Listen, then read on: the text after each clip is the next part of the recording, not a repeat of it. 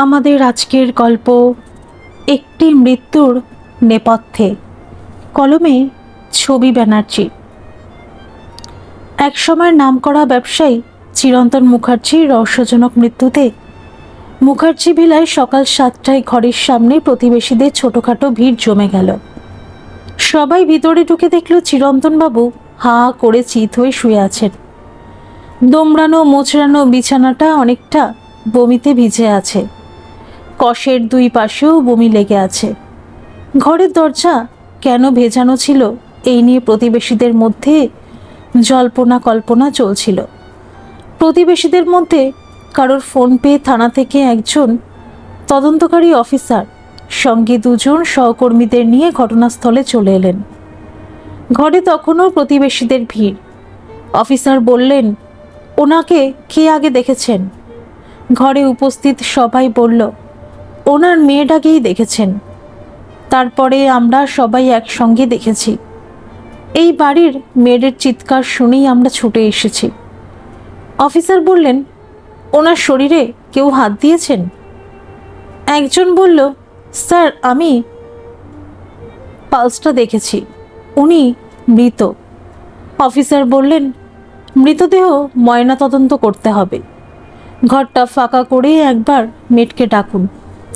ভিড়ের মধ্যে থেকেই একজন মহিলা চোখ মুছতে মুছতে এসে বলল, স্যার আমি এই বাড়িতে দিন রাতের মেড, আপনি পাশের ঘরে আসুন। আপনার নাম? সুমিত্রা। চিরন্তন বাবুর স্ত্রী ছেলে মেয়ে কেউ আছেন? সুমিত্রা বলল, ওনার স্ত্রী বহুদিন আগেই গত হয়েছেন। একটাই মেয়ে, সে দিল্লিতে থাকে। তাকে ফোন করেছি, সে বলেছে শ্রাদ্ধে 2 দিন আগেই আসবেন, সব কাজ শেষ করে ফিরে যাবেন। এই বাড়িতে আর কে কে সবসময় থাকে? দুটো ঠিকে মাসি দুবেলা কাজ করে দিয়ে চলে যায়। রেনুদি সারাদিন থেকে বেলা 5টায় বাড়ি চলে যায়। অফিসার বললেন, রেনুদিটা কে? সুমিত্রা বলল, রেনুদির মা এই বাড়িতে দীর্ঘদিন রান্না করেছে। তার মৃত্যুর পর রেনুদি আমাকে রান্নার কাজের জন্য নিয়ে এসেছিল, কিন্তু আমার রান্না বাবু পছন্দ করতো না। আমি 10 বছর এখানে আছি। আমি এসে থেকেই দেখেছি বেশিরভাগ রান্নায় রেনুদি করে। আমি বাবুর চা জলখাবার ডাল ভাতটা করি আর রান্নার যোগাযন্ত্র করে দিই। রেনুদি এই 4 দিন আসেনি, তাকে খবর দেওয়া হয়েছে। হ্যাঁ, এক্ষুনি চলে আসছে। অফিসার বললেন, আচ্ছা চিরন্তন বাবু কি বরাবর দরজা ভেজিয়ে ঘুমোতেন? আগের দিন দুপুরে আর রাতে উনি কি খেয়েছিলেন? দুপুরে খাসির মাংস, একটা 5 মিশালি তরকারি, বেগুন ভাজা, মিষ্টি দই আর চাটনি। সন্ধে 8টার সময় উনি শুধু 1 গ্লাস দুধ খেয়েছিলেন। উনি অনেক রাতে দরজা বন্ধ করতেন।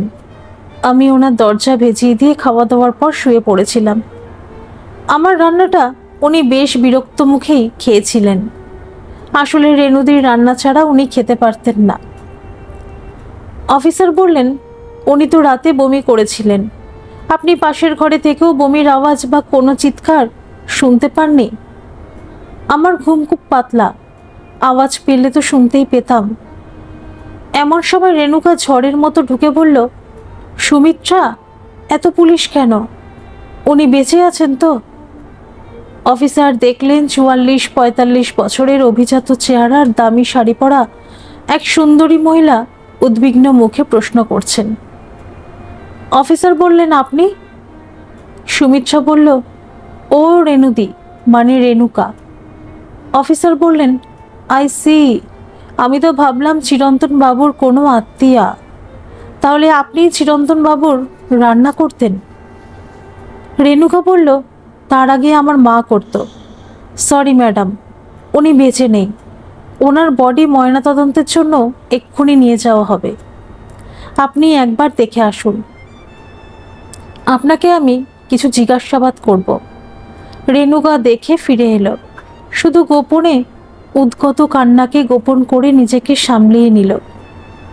অফিসার জিজ্ঞেস করলেন, আচ্ছা আপনি গত 4 দিন আসেননি কেন? আমার ব্যক্তিগত কারণ ছিল, কিন্তু এই কাজের জন্য তো আপনি স্যালারি পান। আপনি কি বলে ছুটি নিয়েছিলেন? আপনি থাকেন কোথায়? রেণুকা বলল, কাছেই, অটোয় 15 মিনিট লাগে। আমি বলেই ছুটি নিয়েছিলাম। আচ্ছা, একটা কথা বলুন তো, উনি কি কি মেডিসিন নিতেন? রেণুকা বলল, স্যার, শুধু একটা প্রেশারের ট্যাবলেট, দুবেলা দুটো সুগারের ট্যাবলেট, আর 0.5 ডোজের একটা ঘুমের ট্যাবলেট খেতেন। উনি যথেষ্ট সক্ষম ছিলেন, নিজেই সময় মতো ওষুধ খেতেন, নিয়মিত গাড়ি ড্রাইভ করে ঘুরতেও বেরোতেন, ব্যাংক পোস্ট অফিস যেতেন। ওনার সাইড টেবিলের ড্রয়ারে ওষুধ থাকতো। মাসে 2 তারিখে অনলাইন থেকে 1 মাসের মেডিসিন আসতো। অফিসার বললেন, ওনার মেয়ের সঙ্গে সম্পর্ক কেমন ছিল? খুব ভালো সম্পর্ক ছিল। কুমুদি মানে কমলিনী বছরে 1-2 বার এখানে আসতো। 1 সপ্তাহ থেকে চলে যেত। নিয়মিত ফোনে যোগাযোগও ছিল। স্যারও বেশ কয়েকবার মেয়ের কাছে গিয়েছিলেন। ঠিক আছে, একবার ওনার ওষুধগুলো দেখব। ঘর থেকে কিছু চুরি গেছে কিনা সেটাও দেখব। আর একটা কথা বলুন তো, চিরন্তন বাবু কি দরজা ভেজিয়ে দিয়ে ঘুমোতেন? আমি যতদূর জানি উনি দরজা বন্ধ করেই ঘুমোতেন, যদিও আমি রাতে এখানে থাকতাম না। ব্যাপারটা আমার কাছেও অস্বাভাবিক লাগছে। সুমিত্রা বলল, আমি তো বললাম, উনি অনেক রাতে ঘুমানোর আগেই দরজা বন্ধ করতেন। তাহলে গত রাতে দরজা বন্ধ করেননি কেন? আপনি দুধ দেওয়ার সময় কি ওনার শরীর খারাপ বা শরীরের কোনো অস্বস্তি লক্ষ্য করেছিলেন? না, উনি সম্পূর্ণ সুস্থ ছিলেন? ড্রয়ার খুলতেই দেখা গেল সব ওষুধ ঠিকঠাক আছে। শুধু ঘুমের ট্যাবলেটে 3টে পাতার মধ্যে একটা পাতা থেকে 7টা খরচ হয়েছে, আর বাকি 2টো পাতার 1 পাতা গায়েব। অফিসার বললেন, আর একটা পাতা কোথায়? রেণুকা বলল, তবে কি উনি আত্মহত্যা করেছেন? হঠাৎ আপনার আত্মহত্যার কথা মনে হলো কেন? আত্মহত্যা করলে তো ফাঁকা পাতা এই ঘরেই কোথাও থাকবে। ঘরটা তন্ন তন্ন করে খোঁজা হলো, পাওয়া গেল না। অফিসার বললেন, ঘুমের ট্যাবলেটের একটা পাতা কেউ সরিয়ে নিয়েছিল। আচ্ছা সুমিত্রা, এই বাড়িতে সকাল থেকে রাত্রি পর্যন্ত 2টো কাজের সহায়িকা ছাড়া আর কে এসেছিল? সুমিত্রা বলল, আমার ছেলে রাজা এসেছিল। বাবুর কথা মতো রোজ দুপুরে সে এখানে ভাত খেতে আসতো। রাতে কিনে খেত।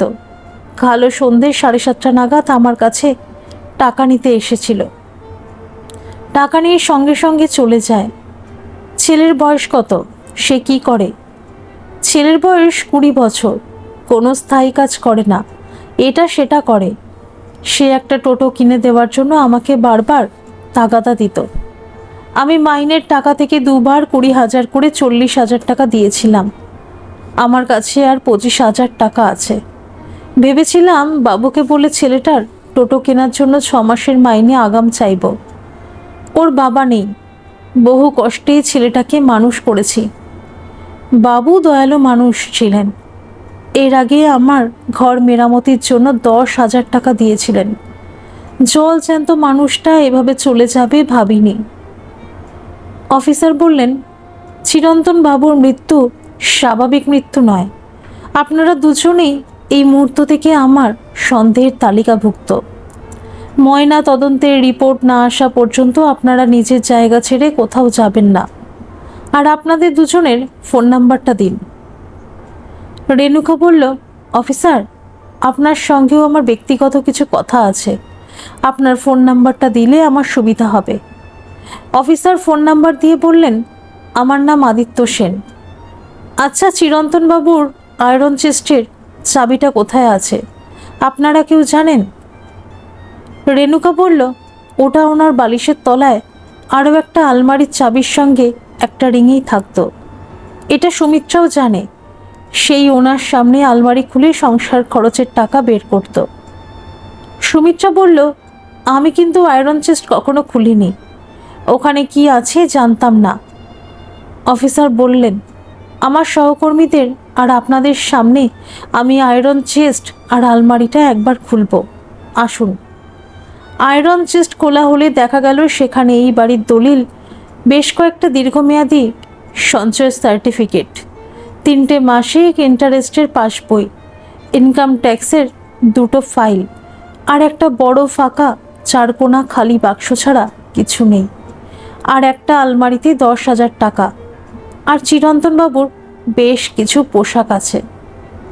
রেণুকা বলল, আয়রন চেস্টে ওনার প্রয়াত স্ত্রীর কিছু ভারী গয়না আর নগদ 4 লাখ টাকা ক্যাশ ছিল। অফিসার বললেন, আপনি কি করে জানলেন? উনি নিজে আমাকে বলেছিলেন। আর থাকলেও সেটা একটা রান্নার মাসিকে বলতে যাবেন কেন? রেণুকা বলল, উনি আমাকে বিশ্বাস করতেন বলেই বলেছিলেন।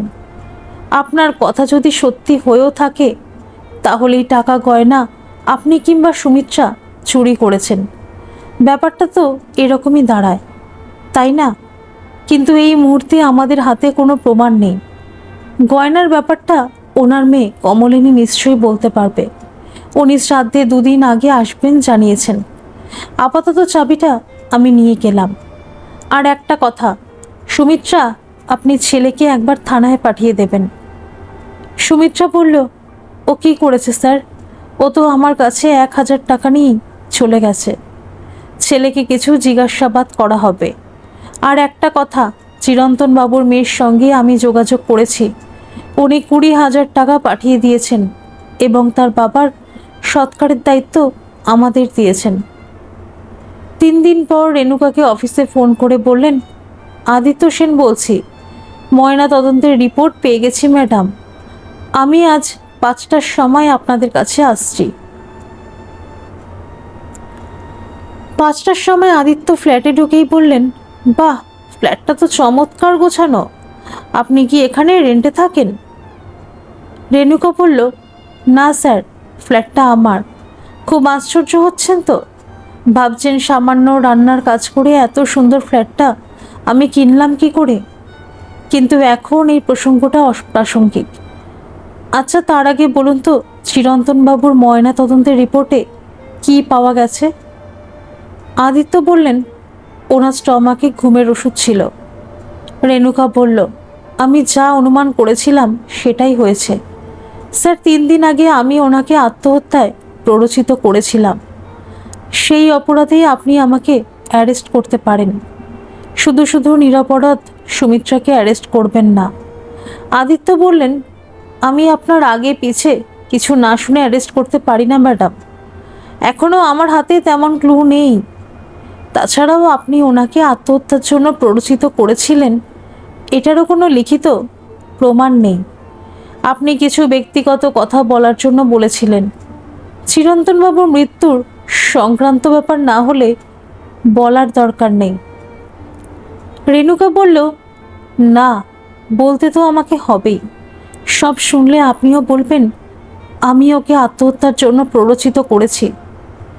প্রথম থেকেই বলতে চাই, যদি আপনার শোনার সময় থাকে, আমি চিরন্তন মুখার্জির বিবাহিতা স্ত্রী। বিয়ের রেজিস্ট্রি সার্টিফিকেট আমার কাছেই আছে।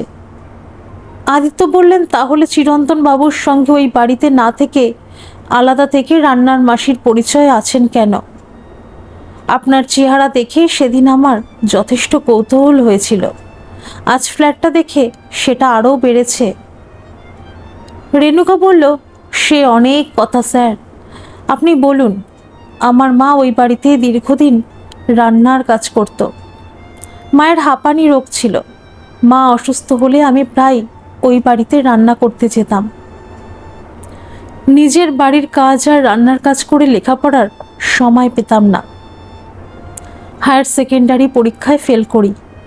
তার 1 বছর পর চিরন্তন বাবুর কথায় আমরা মা মেয়ে স্থায়ীভাবে ওই বাড়িতে থাকতে শুরু করি। আমি কুমুদিদির ফরমাস আর রান্নার জোগাড় করে দিতাম। তার জন্য উনি আলাদা স্যালারি দিতেন। মার শরীর খারাপ হলে পুরো রান্না করতাম। কুমুদিদির অল্প বয়সে ওর মা মারা যায়। চিরন্তন বাবু শুধুমাত্র মেয়ের জন্যই দ্বিতীয়বার বিয়ে করেননি।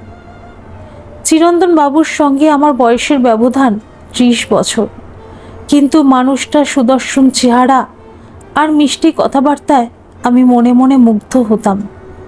প্রচণ্ড একটা আকর্ষণ অনুভব করতাম, কিন্তু কখনো প্রকাশ করিনি। ছোট থেকে বস্তিতে মাতাল বদমাস ছেলে দেখেই আমি বড় হয়েছি। পেটে একটু বিদ্যা ছিল বলে এদের ঘেন্না করতাম।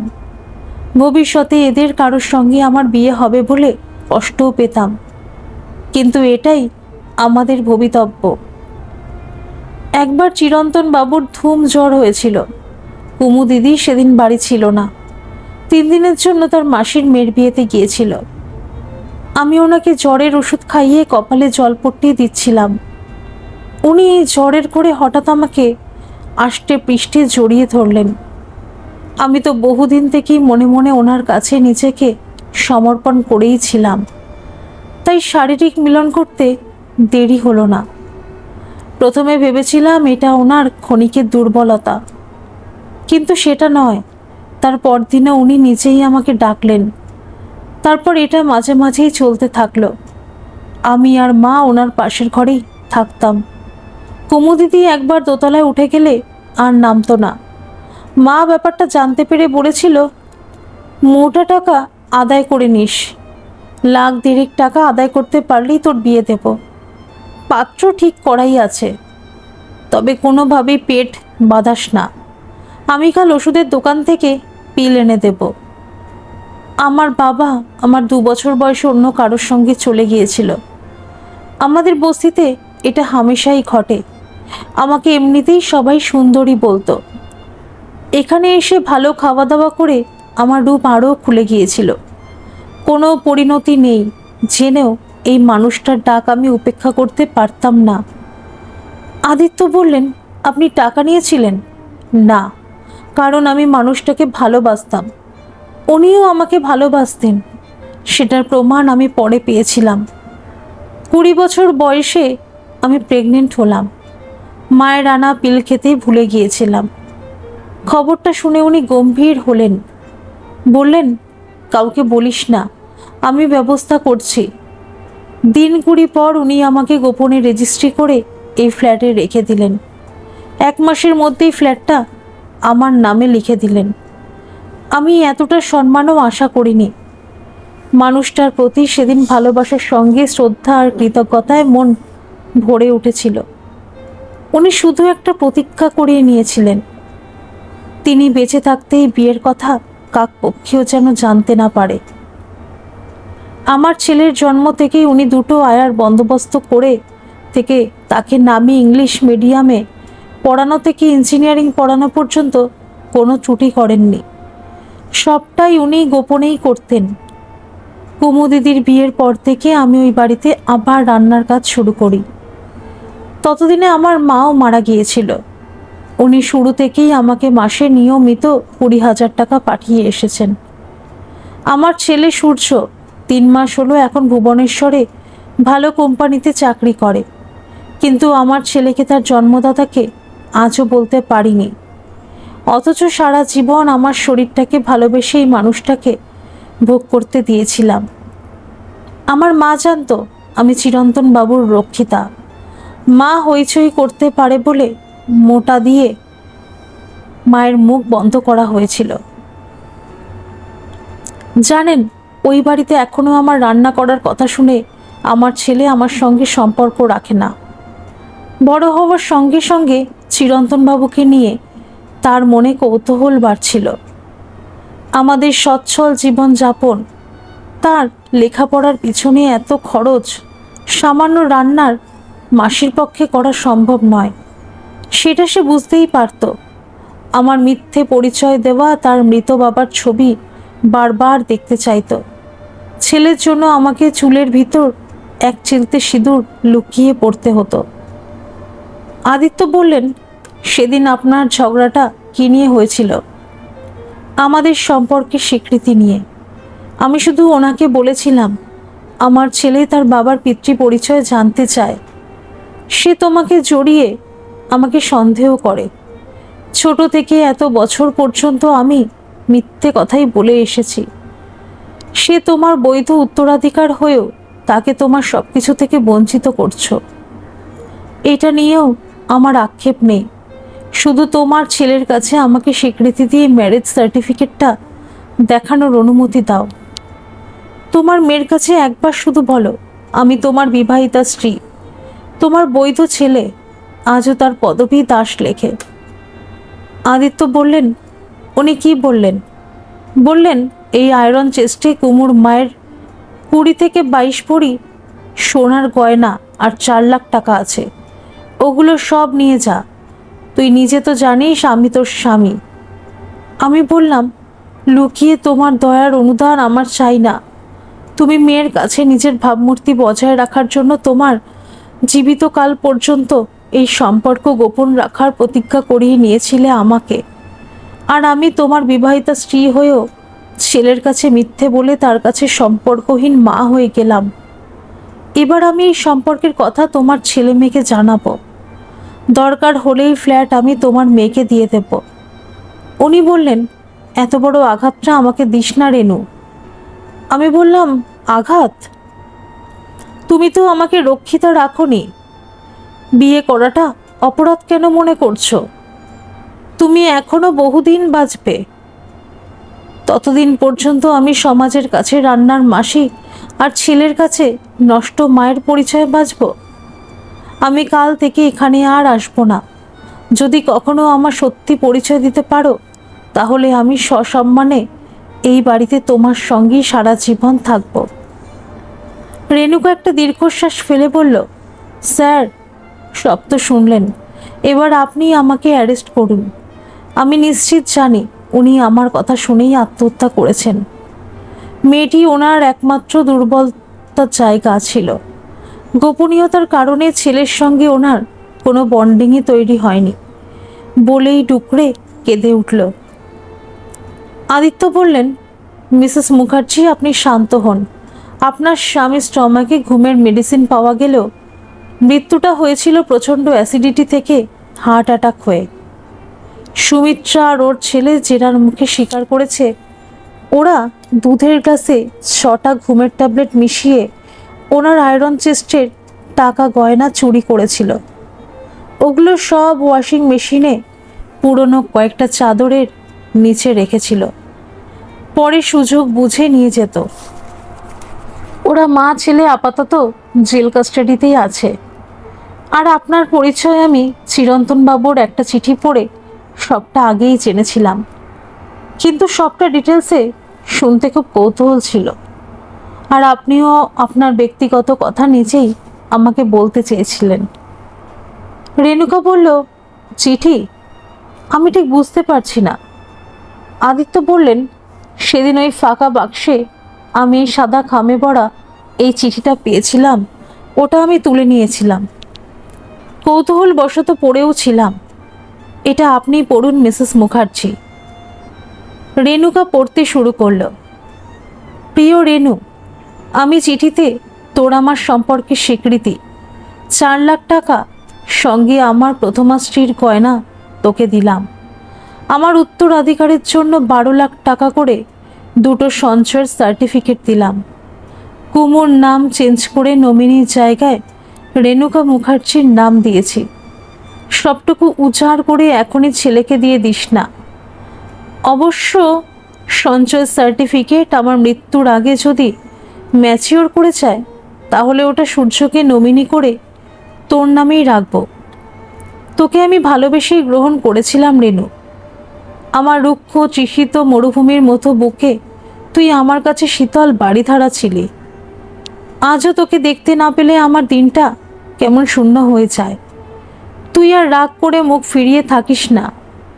সুমিত্রার রান্না আমি আর খেতে পারছি না। দরকারি এই চিঠি তুই সূর্য আর কুমুকে দেখাস। ছেলের সঙ্গে শুধু তোর জন্যই আমার বন্ডিং তৈরি হয়নি।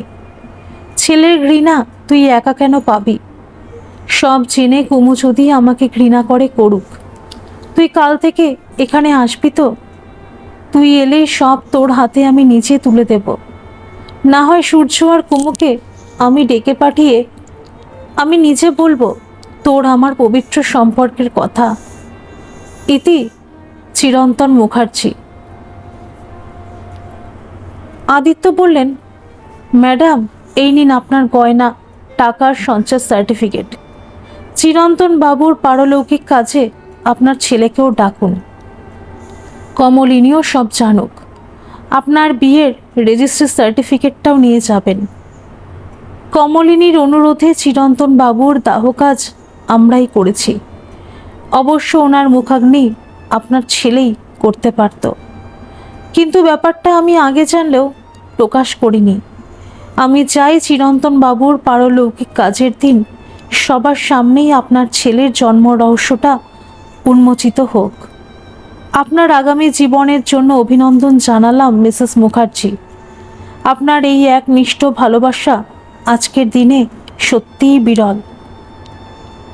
ধন্যবাদ সকল বন্ধুরা। এই গল্পটি যদি আপনাদের ভালো লেগে থাকে তাহলে অবশ্য একটা লাইক করে দেবেন, আর এই চ্যানেলে নতুন হয়ে থাকলে চ্যানেলটিকে সাবস্ক্রাইব করে আমার পাশে থাকবেন, আর পাশে থাকা বেল আইকনটিকে প্রেস করে দেবেন যাতে সমস্ত গল্পের নোটিফিকেশনগুলি সবার প্রথমে আপনাদের কাছে পৌঁছে যায়।